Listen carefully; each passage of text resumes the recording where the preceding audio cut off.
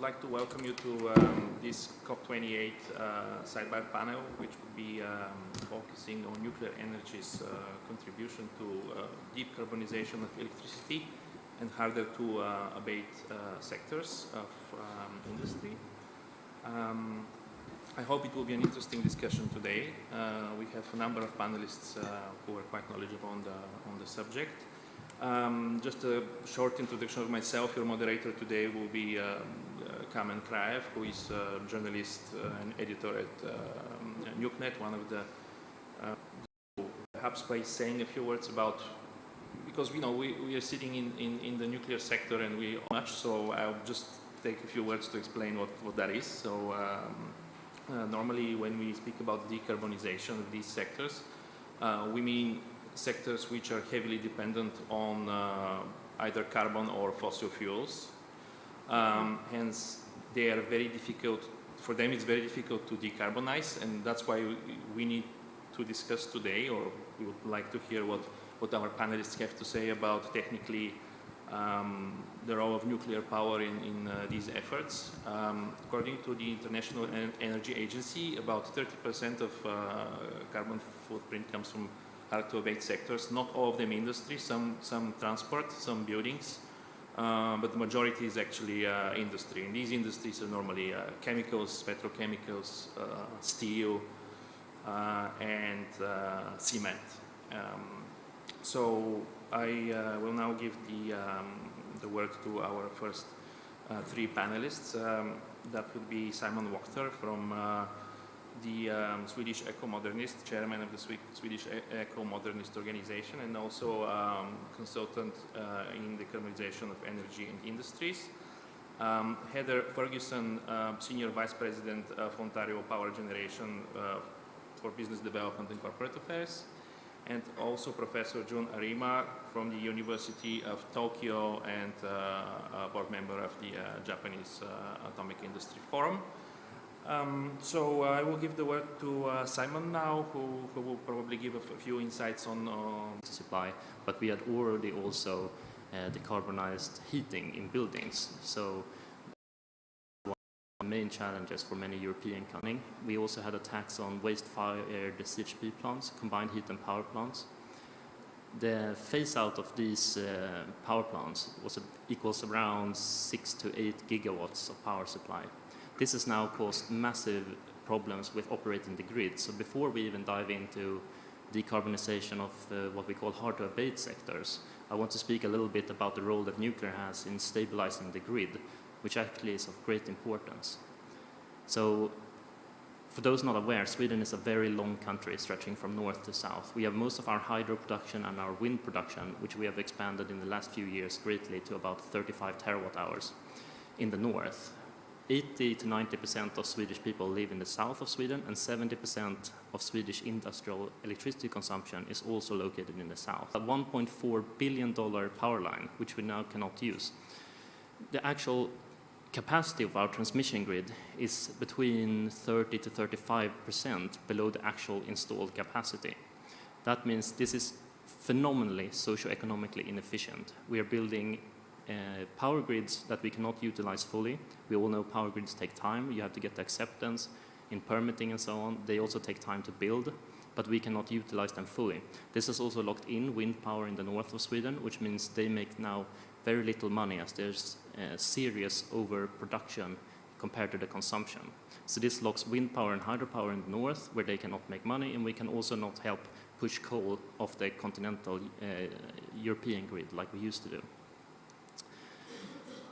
It is also a problem connecting new industry and production to that makes it very efficient if you have a grid that can provide it all the time. So on one side you run 24/7 on 100% nuclear power, then you need the least investment in electrolyzers, or others have invested around $100 million in systems to live up to the requirements. These requirements are now also coming for large industrial consumers. That means if you have a very large battery plant or a very large electrolyzer plant, you will also be under these requirements. That means in a very unstable grid, these industrial consumers will have to invest very large amounts of money to live up to these requirements.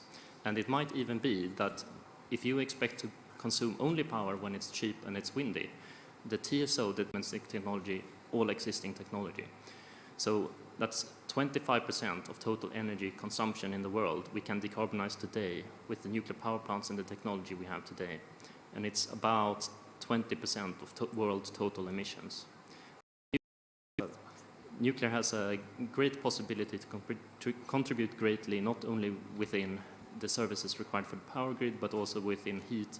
And then I'm sure the other panelists will talk more about high heat applications. Coal and took 9,000 megawatts of coal out of the system. And not surprisingly, that was really enabled by our very, very strong baseload generation assets, primarily nuclear and hydro. So Ontario Power Generation is the largest power producer in the province. We produce a little over half the power in the province of Ontario, roughly 20,000 megawatts, primarily formed from our nuclear generating stations, 2 generating stations, and our baseload hydro. So having done a lot of the heavy lifting, our grid is quite clean. I think, we cite numbers around 95% GHG free, fluctuates a little bit, but again, largely backed by our nuclear generating fleet. What are we up to with our nuclear assets, and then what are we looking at as we go forward and think about additional new nuclear build, whether it's SMRs or large nuclear? We have a generating fleet right now, one that is under refurbishment, a $13 billion decade-long refurbishment, but that should be completed by the end of this decade, and we'll position that plant to operate for another 30 years. And we're also contemplating refurbishing our other plant to extend its life again for another 30 years. So a really strong baseload generation. We are also planning to deploy 4 grid-scale SMRs at our Darlington facility, a GH BWRX technology. So 300 megawatts, 4 300 megawatt SMRs. But we are also looking very, very closely at the high temperature gas reactors and other advanced reactors that can help decarbonize some of these harder to decarbonize sectors. And we're also looking at very small modular reactors, micro modular reactors that are very important in mining applications and other remote communities that rely on diesel. So that's sort of the nuclear landscape within Ontario, power generation in Ontario. The other part that might be sort of relevant for this conversation is our hydrogen business. So early days on that, but we are looking to deploy a number of electrolyzers within the province to produce clean hydrogen, green hydrogen, and in particular, one of them is a sort of a behind-the-meter using what would have been spilled hydro to produce clean hydrogen. So that's underway. And the view on this, it is early days, but how do you operate an electrolyzer behind the grid? And how do you cleanly produce hydrogen within the province and then deploy it for the multitude of sectors that can use it, whether it be transportation or a feedstock for industrial applications. So it's early days on that, but I think we all probably see a very, very high need for hydrogen to facilitate the decarbonization more broadly outside of the electricity system. And maybe I'll just stop there and we can have a conversation. Yeah, thank you, Heather. A lot of optimism on behalf of OPG. Our last panelist is Professor Arima now, and then I hope we'll move on to an interesting discussion after your intervention. Okay, thank you very much, and I'm very much happy to be here.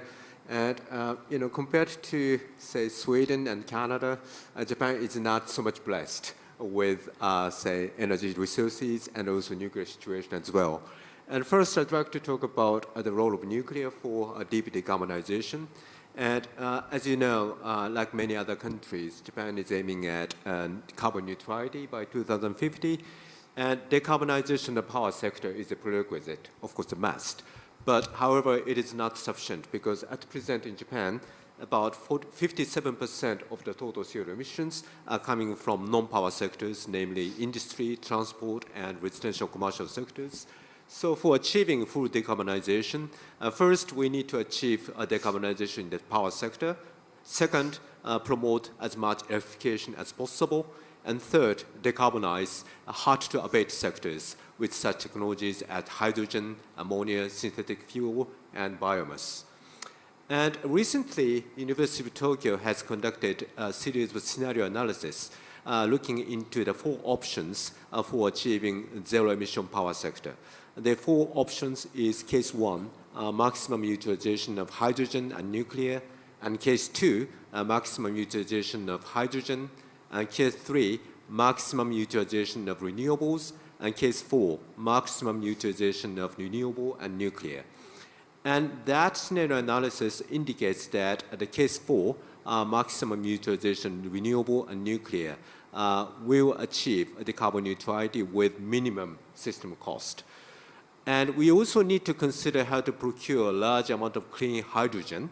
There is a projection that a demand for so-called clean hydrogen will grow tenfold from now to 2050, while there is a tendency to consider that green hydrogen is the only clean hydrogen. But this is not true. It is too much narrow focus. And in fact, nuclear energy is also well placed to produce zero carbon hydrogen due to its operation at a very high capacity factors. And research and development is going on for extracting hydrogen from nuclear reactors, position in Japan's decarbonization strategy. And I will turn to this. Japan has been in operation of existing reactors and their maximum use, and development and construction of next generation innovative reactors, and acceleration of back-end processes, and maintaining and strengthening the nuclear manpower and technology supply chain. To make maximum use of nuclear power, it is first necessary to increase the number of restarted operations. Next year, 2 BWR plants are scheduled to restart for the first time since the Fukushima accident. Up to now, 12 PWR have already restarted. In order to encourage, but for promoting new investment in decarbonized power sources, including nuclear, in Japan and in many other countries, it is too risky for operators to invest such a huge upfront investment. So we definitely need such policy measures for incentivizing new investment. So in short, maximum utilization nuclear needs improvement of public understanding, of course, and government efforts for improving business environment, and operators' utmost efforts and also self-efforts for utmost safety. So I will stop here and looking forward to be engaged in further discussion. Thank you. Thank you, Jun, for this update on Japan. I have a few follow-up questions, and then we'll give the chance to the audience to ask theirs. Maybe I'll begin with Simon. In industry, we see that we further need to expand electricity supply massively. So we need to go from around 140 to 150 terawatt hours today, doubling that to around 300 terawatt hours by 2045. In the steel industry, and we have the chemical industry. Those equation, and also on biogas for the chemical industry. And of course, this is mostly producing hydrogen through electrolysis. Require, the high temperature steam reactors to produce hydrogen, and then into the feedstock we go. So I would say a number the petrochemical industry also in Ontario, and there is quite a bit of and not just within Ontario actually. Professor Arima, you mentioned that you've seen different scenarios. Mm-hmm. You also mentioned that we first have to address the decarbonization of electricity mm-hmm. at large before we move on to hard-to-abate sectors. Mm-hmm. So my question here is maybe about the time frame about this. When into action. So we need to implement the concrete policies, and restarting nuclear and also prolonging the lifetime we have done, and we need to continue that. But remaining piece is how to incentivize the new investment. So that is the biggest challenge for Japan, I think.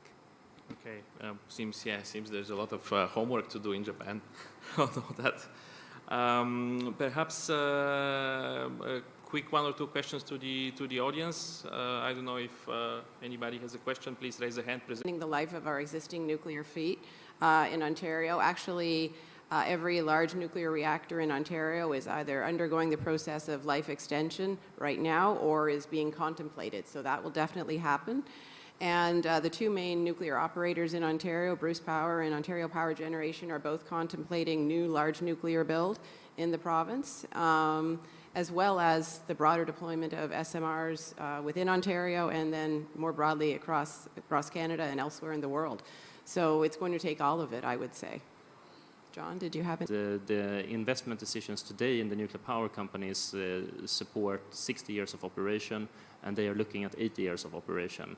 And the continued operation of these reactors is that they had to raise electricity prices. So there is a clear difference, the outcome to the final consumers. Of course, that will also take time, and the government needs to explain very much patiently the energy situation in Japan and also energy security risk and our responsibility for pursuing climate change mitigation and so on. So Sweden, and the situation is, the support now is at record highs. So we see roughly 86% support for nuclear power, and for the first time ever we see a great majority support also for nuclear power, around 60% support nuclear power, and the rest then in between those numbers is supportive of operating the reactors that are already existing. We also see there's always been very strong support for nuclear power in the communities that have nuclear power, because they see the benefits in the jobs and the taxes that those jobs pay into the municipality. And there is now a suggestion to increase wind power deployment. There's a tax to reform the property tax law, because that's now a state tax in Sweden, to reform that so that the property tax goes to the local municipality. I think if the government went through with that, they would have to apply that to all the generation technologies. And for nuclear power, that would mean a massive boost to the municipalities that would seek new nuclear deployment. So Ringhals is one of our nuclear sites on the west coast. It used to have 4 reactors. And I would now say that there's almost a bit of a competitive situation between municipalities to seek new means of power generation. And what we also see, quite a recent development, if you're looking purely at SMRs, is that there's quite big, significant support for SMRs in many municipalities that is not reflected in the politicians. So there's a big political divide where the politicians... Please let me know, if not the audience in the room.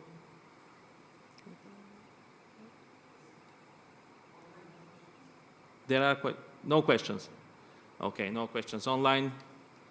No questions in the room. Okay. So maybe I will allow myself one question, or so maybe for Mr. Arima, Professor Arima. Something maybe in a global context, maybe in the Japanese context, but please quickly, because we need to probably move to the second panel soon. So if we move back to hard-to-abate sectors, I've seen assessments by specifically these hard-to-abate industries. For them, most important in terms of energy is price certainty.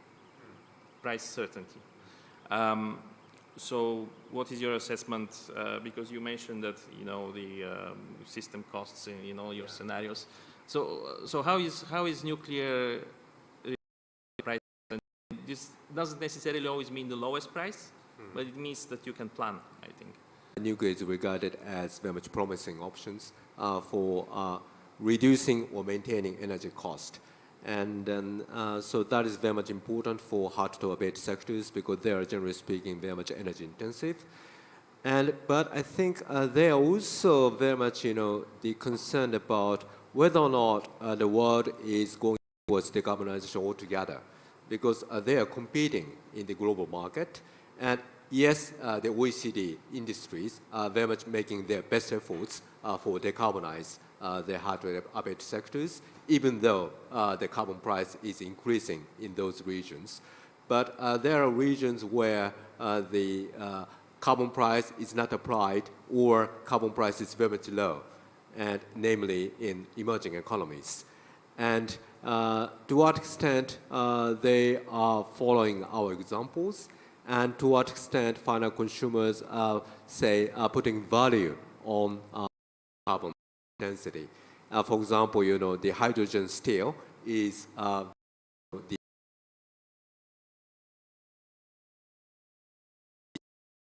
but the problem is whether final consumers, in particular in emerging economies, will procure those expensive steels.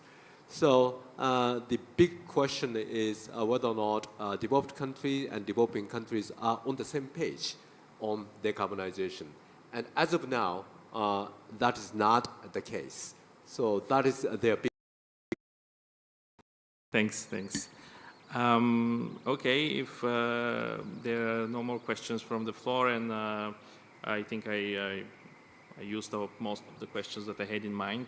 I think it was quite an informative discussion, and a little round of applause for our panelists. And then I will invite the second panel to the floor. So, thank you. Thank you.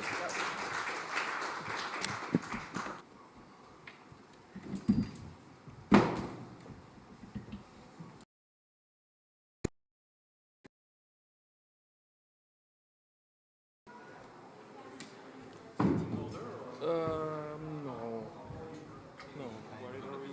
If,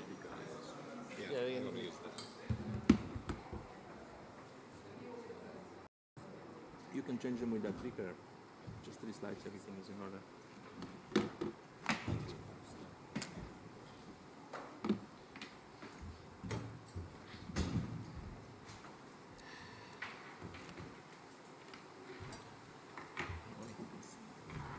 Right, so everybody seated comfortably.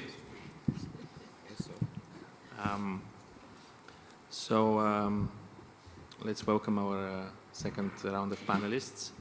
I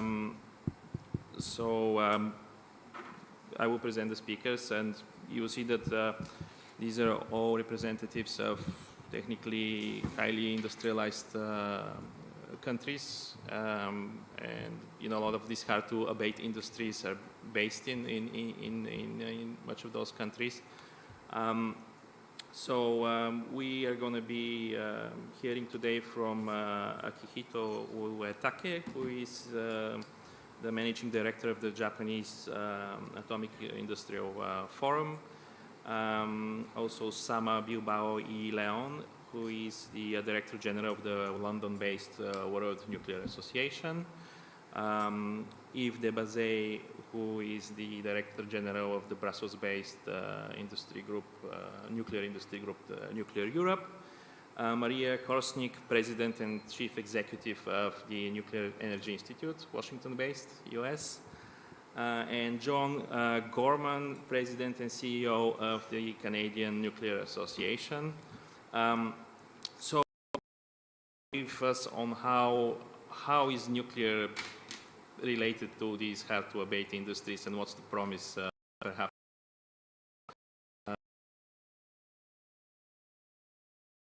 Uetake, just to make a logical link to Japan. And for the hard-to-abate sectors in 2050 in Japan. They include, as you introduce, 2 examples related to Professor Arima's point on the necessity of procurement of large amounts of carbon-free hydrogen. Oops. So the first example is the effort of JAEA, Japan Atomic Energy Agency, in producing carbon-free hydrogen through the high-temperature gas-cooled reactor, HTGR. The HTGR, which began operation in 2001, achieved a world record in 2004 by reaching a reactor outlet temperature of 950 degrees Celsius. JAEA to produce hydrogen by thermal decomposition of water, high temperature known as IS process, which involves chemical reaction of iodine and sulfur. In September this year, an agreement was signed with the UK's National Nuclear Laboratory, NNL. The example I'd like to introduce is a project by Kansai Electric Power Company of Japan, which involves tracking the entire process from the production to the utilization of hydrogen derived from nuclear power. This initiative uses the nuclear power to produce carbon-free hydrogen, tracking the flow from power generation to the end user supply, and identifying the hydrogen as nuclear derived. The project is also testing whether tracking is feasible for use in locations distant from the hydrogen production site.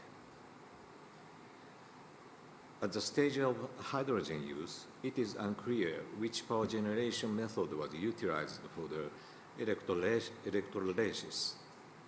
For societal implementation, it was necessary to establish a system that identifies the entire flow from production to use, visualizing the reduction of CO2 emissions. This nuclear-derived carbon-free hydrogen production is the first in Japan. The know-how gained from this demonstration will be utilized for the Osaka Kansai Expo 2025. I hope this gives you an insight into how the use of nuclear power in the production of carbon-free hydrogen is concretely advancing. Thank you. Thank you. So it seems that Japan is betting on hydrogen, and there's the role that nuclear would be playing, even not considering it just really a power reactor, but heat producing reactor.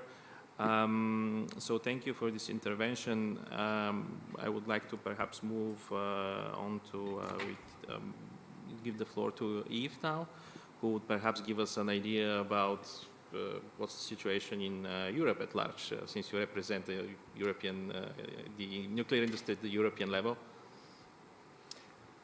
Thank you, Kamen. So I think we are in Europe also reflecting on how nuclear can also address the hard-to-abate sectors. And we've started to put together some numbers, and I think the numbers are quite stark. The total consumption in Europe, taking into account the energy efficiency we want to implement, is a figure around 9,000 terawatt-hour equivalent. So all of this has to be zero carbon in 2050. And what does that mean? It means that there is a very strong need for electrification. We also believe that not everything can be addressed through power. So we'll have to find some ways to produce other means of other energy sources, free sources. And this is where we believe there is a strong future for SMRs. To give you a little bit of an idea of, so clearly the objective of the European Union is very high in terms of decarbonized hydrogen. We're talking about the objective is really to develop 20 million ton equivalent of carbon-free hydrogen. And when you translate it into reactors, it's equivalent of 125 gigawatt installed capacity of nuclear reactors that should be used only to produce hydrogen. So you see the numbers. The same is true for industrial heat. The same order of magnitude is 1,200 terawatt-hour has to be produced carbon-free, instead of usually gas or coal is the source of energy. And district also, heating also has a strong potential. So we see that basically we have numbers, we have objective. Today, numbers don't a way to fill the gap. And this is also the reason why we are on the verge of setting up this industrial alliance on SMRs at EU level. This will be one of the objectives of this. First, accelerate deployment of SMRs across Europe. Second is to set up a platform of dialogue with intensive industries to discuss with them on the way we can address their concerns, their issues, and help. The Commission will play a role of go-between, but we believe it's very important to put everyone in the same room and discuss how I would say because there is clearly a cliff edge effect, and we have phone calls for intensive user issues. And then we say, okay, this may not be that simple. And there was, in the previous debate, the question of who's going to be the license operator of those reactors. So I think it's one of the questions that will have to be addressed. But still, we see a strong appetite, and we have now to meet this, to find a way to feed this appetite with good responses. And I will leave it for now. Yeah, thank you, Yves. Maria, it's your turn now.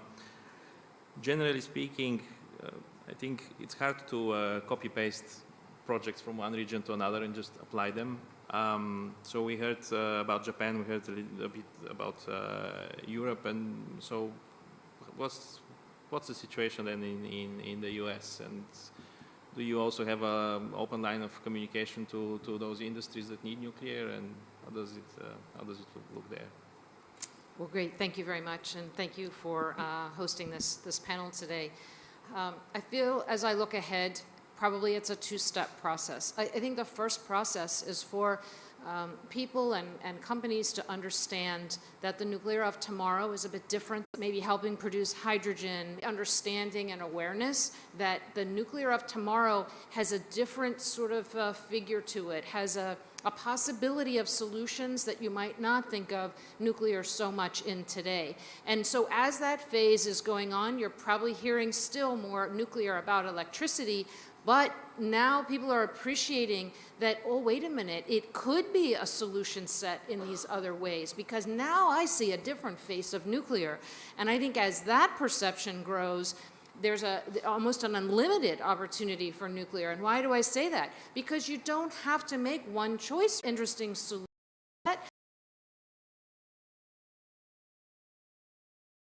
Appreciate all of the different ways that you can use it. You don't have to be necessarily near a large body of water. You can be in a more arid condition. You can now have power in a very remote location. You can use it even if the grid is down. You can use it to support the grid.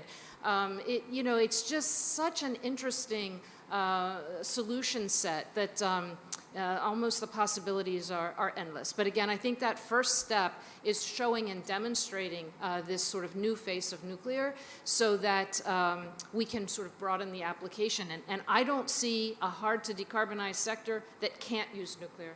Honestly, there's just too many possibilities. Right. Off to you. Thank you. And indeed, I think for the first time, many decades, we're in a position when there's so many different reactors on let's say, offer or in development. There's large scale. Canada, that's probably the latest announcement of a new large-scale unit that could develop with CANDU. Probably covered for the most part, but probably covered for the most part. But please give us some insights on Heather from OPG, she already covered a lot of the Canada topics, so right. I think you can still find some space for something. I'm going to have to work for it between Heather Ferguson and then Maria, who did such a capable job as always of describing some of the virtues and applications. A challenge for Canada, like all nations, to double or even triple the amount of electricity that we produce on our electricity grids going forward. But it is to say that Canada is starting with a very clean electricity grid, and the interesting and more challenging dynamic for us in terms of lowering carbon. We can't go after GHG reductions on our electricity grid, really, because they're already largely taken care of. Present that of course Maria has captured, and I think it's why you see that Canada is moving very aggressively into the deployment of small modular reactors of different kinds, and we in fact have 12 small modular reactors that are deployed right now. I'd say five different technologies, but 12 reactors, and they cover everything from micro reactors. Thank you for your intervention, and I think our last speaker now is going to be Sama. So maybe Sama, you can give us the insights from the World Nuclear Association. You have the floor. Thank you so much. So the first thing that I will do perhaps is answer the question that I think the gentleman has left, but I still will answer the question in case he watches the video later. So the question, if you remember, was we announced the other day, I think it was on Saturday, that they intend to triple global nuclear capacity by 2050, and he wanted to know what percentage of that is existing nuclear with lifetime extensions and what percentage of that is new nuclear. So I can give you the details. So we did the analysis. This is a net zero scenario that assumes decarbonization, net zero by 2050. The majority of these triple L capacity is actually used for electricity. So this tells you that we could be much, but really primarily is electricity. So most of it is, we foresee that this is a total of 1,200 gigawatts by 2050, about 1,200, which means the 400 or so that we have right now, we would like to extend the life of this as much as possible, which means 60, 80 years, meaning that most of these reactors may actually be working by 2050. And this means probably we are going to need about 1,000 gigawatts of new generation. So this is a massive challenge. This means in the order of 40 gigawatts of new nuclear per year for 25 years. So this is not a small feat. Just to give you an idea, this could be, imagine that this is half large reactors and half small reactors. It would be maybe 21,000 reactors per year plus 70 300 megawatts reactors per year. So again, a lot of work, a lot of growth. So that's what we are looking at. This growth like this has been seen in the past in France, in Sweden, in the US. So this fast deployment is certainly possible, but it could certainly require quite a lot of effort for the global nuclear industry. So that was the maybe not so quick, but hopefully detailed answer to the question. Talking about the topic that we are discussing today, which is using nuclear energy beyond electricity, looking at all these additional applications, I truly think that nuclear energy does provide a golden opportunity to decarbonize the entire economy. It's not just electricity, but it's the entire economy. So we've talked about large reactors, we talked about the small reactors, we've talked about heating or cogeneration for industry, we talked about hydrogen, we've talked about district heating, fresh water, etc., etc. So I think that from the technology point of view, there are some challenges that the industry will need to deal with. But I think that for the most part, this is quite possible. We have in the audience experts that can tell us about how to connect one of nuclear reactor of many sizes and many technologies to a given cogeneration technology. So that's something that we've done before, and I'm sure we can figure out the challenges. So to me, what this means, beyond the technology and beyond the opportunity, to me this means a bunch of new opportunities for new business models and new sources of revenue for the global nuclear industry. So now we are looking at facilities that can operate 24/7 and they can produce different energy products, whether it's electricity or hydrogen or heat or fresh water or whatever it is that they need to produce. And that brings a completely different business model, different sources of revenue.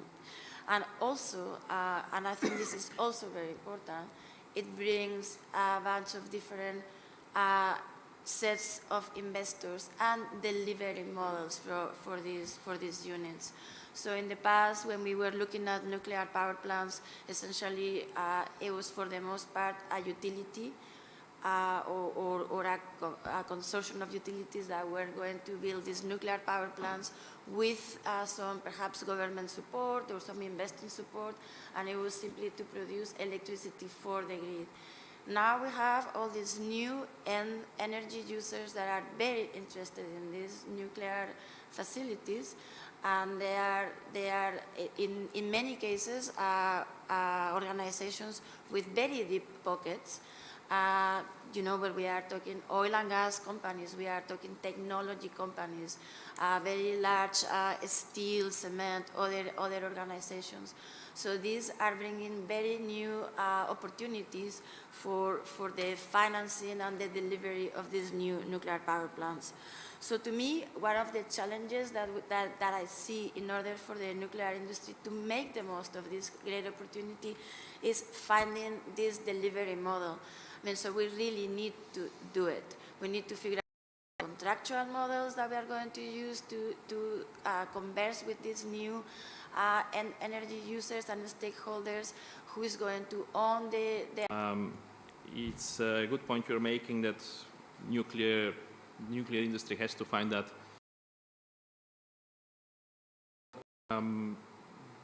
You're the last speaker of our panel today, our second panel, but please allow me a few words to wrap up the discussion. So we all know, and it also seems that the nuclear industry globally is it's facing a watershed, let's say, moment, because a lot of pledges have been made, a lot of pledges are being made, so not only on the global level, but at local levels as well. There are a lot of challenges related to decarbonization, so not only of hard-to-abate sectors, but as we heard, you know, generally decarbonizing electricity is a challenge of itself. So it seems that there is a lot nuclear can offer. There are many designs and reactors that are there, could be on the market or are being developed to be on the market soon. But it seems that the nuclear industry needs to do, let's say, more of its homework to find these models and find the best way to deploy these. And at the same time, it seems to me that there needs to be more communication across industries and across the different interest groups in a bubble, but talking to financiers, talking to the consumers, because when I see participation, I don't even know what nuclear can offer.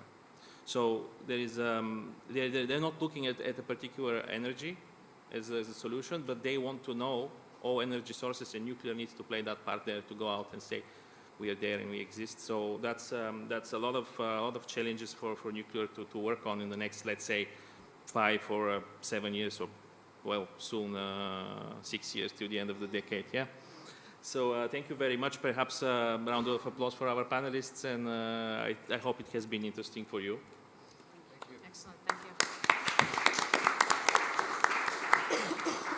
Thank you. Yeah.